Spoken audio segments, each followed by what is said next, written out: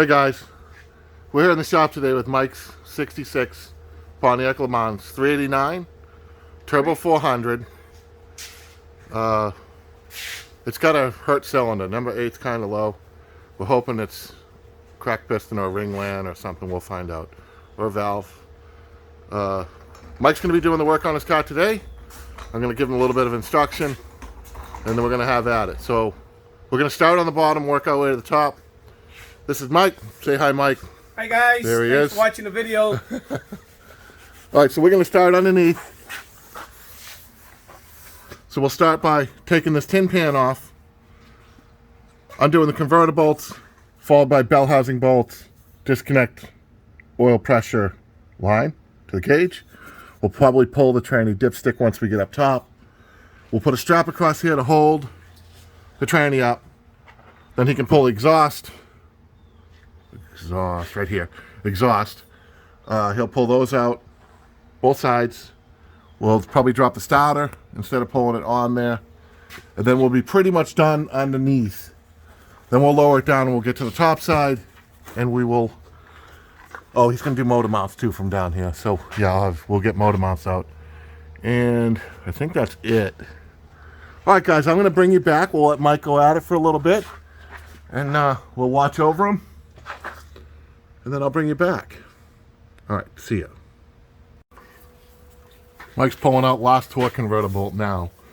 There's 3 of them in there that go through the flywheel, the flex plate to the torque converter. He's got the last one coming out now.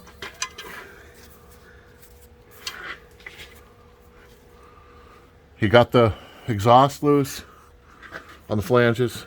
Next we'll be dropping that starter. We got to disconnect the battery first. Guys, when you pull them out, this should rock back on that torque converter. Make sure it rocks back, and if it'll spin freely if you got all 3 bolts. So just make sure you got a little space. That's more for later, because you don't want this tight, and if that's too tight to the flywheel, you want to shim, or if it's pulling out too far, you want to shim. But yep, okay. Okay, guys. So Mike's got bell housing bolts out.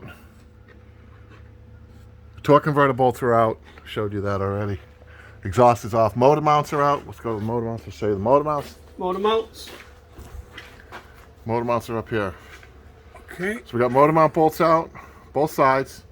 Radiator's getting ready. He already drained it, so it's going to pull from the top side. And now we're switching to top side work. Everything under here is done. Fuel line's off. We'll deal with power steering from up top. All right. Okay, guys, here we go. This thing's getting ready to be pulled out of there. Mike pulled the intake off.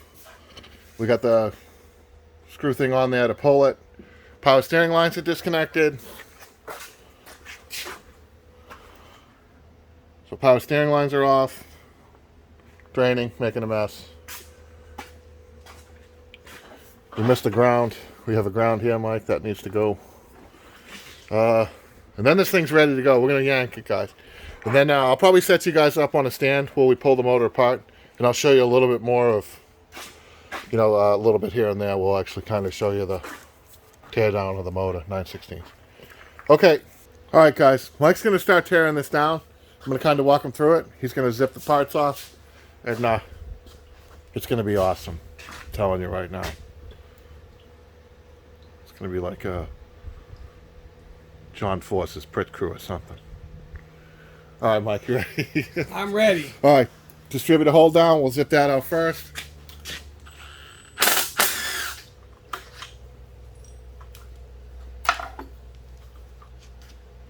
Okay, Mike just pulled his distributor. You saw his back.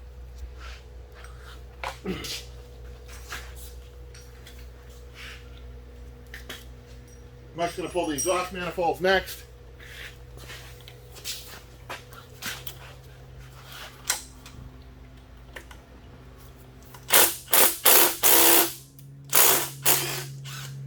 He assured me these bolts were going to come out and not strip, so we'll see what happens. So far, so good. I think he's got 2 out of 6. Oh, look at that. And he's going at it with the impact gun.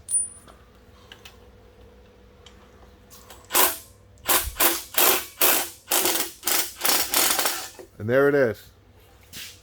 There's one. You can leave it up. We'll get it later. Bring you guys over this side.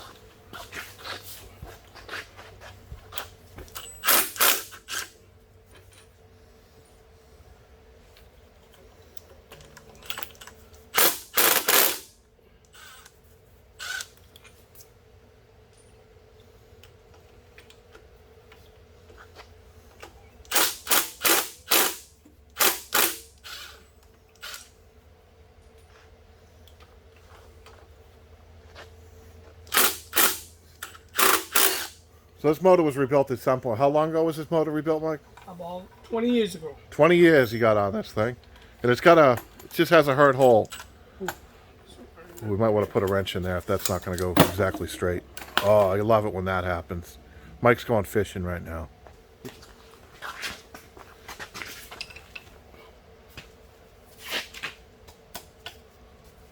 Look at that. Those bolts all came out. That's pretty good. I don't usually have that kind of luck. I usually turn a little bit and then snap right off. Been doing this for a few hours, so I'm a rookie. But Jeff has taught me a lot, and I think we're going to succeed. Very excited about learning about my car. Did a lot of models when I was young, but now I'm doing it for real.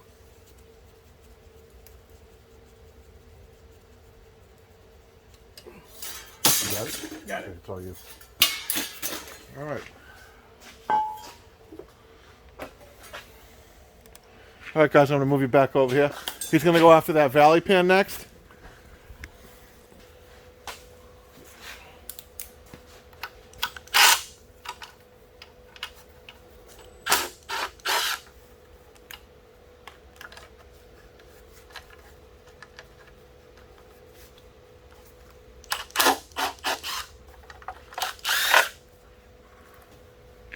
Just don't bend that cover, that's all. Kind of work it a little bit here and a little bit there.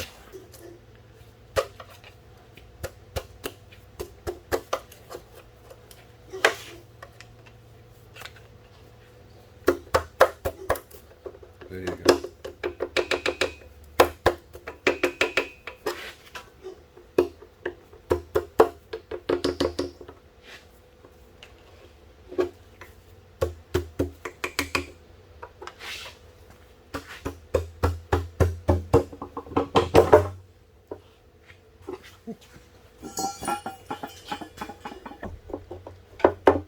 Don't want to rush it because then you'll bend it, and you don't want to bend it. Jeff told me make sure you don't bend it because. Hey, conquered Look it. at that. Now, That's a nice clean engine in there. This thing is in really good shape. Hopefully it didn't hurt too bad because this motor is really, like, not bad. So now he's going to go after these push rods. We're going to pull all the push rods out. So we'll probably show you a few. I'll pause for a minute because it's just the same thing. So, yeah, pull them up, turn it.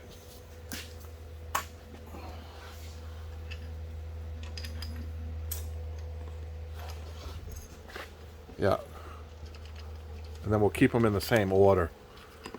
So we got a little box over there that's all set up for it. So you can keep all that stuff in the right order. We're gonna do that to both sides, and then when we get ready to rip the heads off, I'll bring you guys back. So here we go.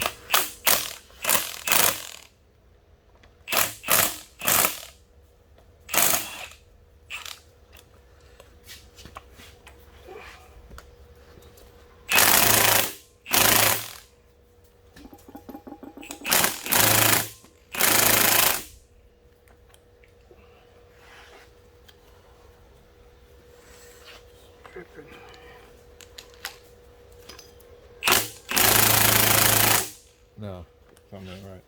Look on you, you're ripping them off. I think you adjusted the power.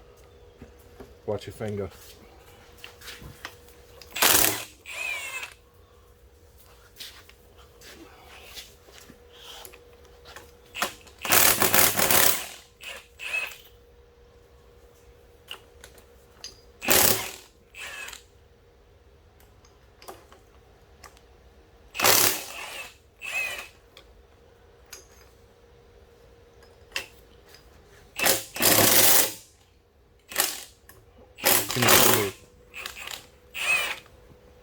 knocking you guys around.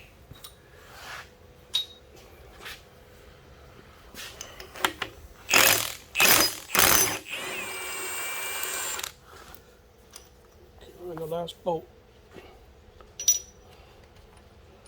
gonna come off, fall off or something? It won't fall off. You're going to have to work it. Take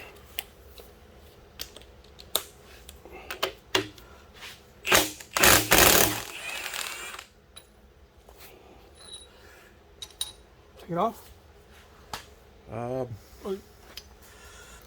yeah, I grab one high and one low. Yeah, see if you can pull it off. You got it.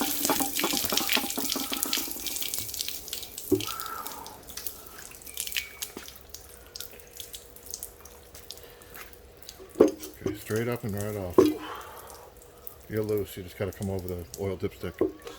Up. Straight down. Stand it right on end. On end, on end. Okay. On end. What's that? Straight up and down. There you go. Well, guys, now we're seeing what we see. Let's get Mike situated here, and we'll bring you in for the crack in the piston. Hold on.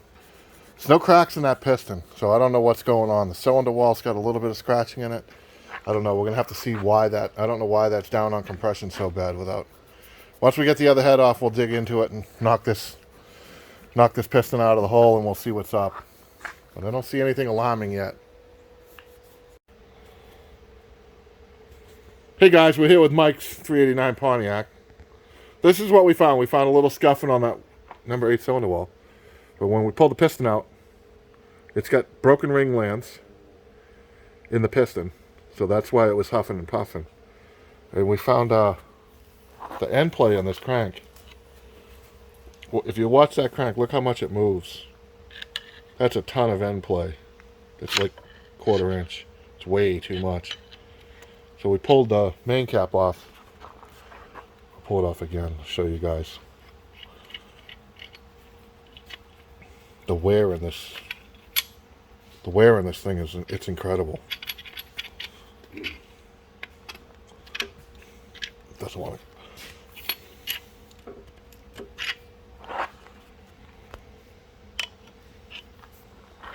It won't come out if the crank's pushed that way because it's got a massive groove worn right through it.